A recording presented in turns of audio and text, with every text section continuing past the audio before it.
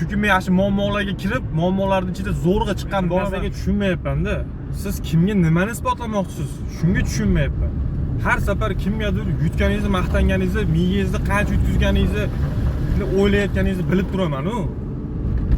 Shu yutgan pullaringiz bitta muammongizni hal qilsa, ketida 10 ta muammo kirib ketayotganingizni bilaman-ku.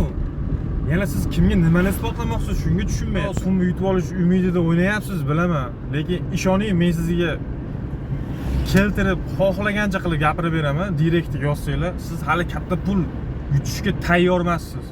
Yutib olgan taqdiringizda ham bu siz uchun katta mag'lubiyat bo'ladi. Katta yutuq bo'lmaydi. Katta mag'lubiyat bo'ladi. U sizni pulni boshqara olmaysiz. Qaytarib o'ziga berasiz va yana qadamdir pul topib, u pulni ham berasiz.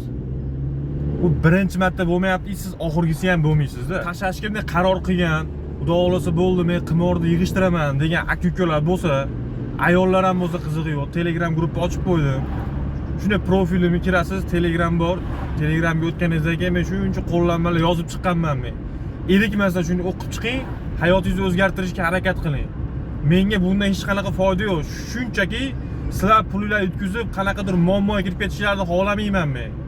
Chunki men yaxshi muammolarga kirib, muammolarning ichida zo'rg'a chiqqan bolaman men. Ishonmanglar hech kimga. Hech kim sizlarga yutuqni kafolatlanmagan.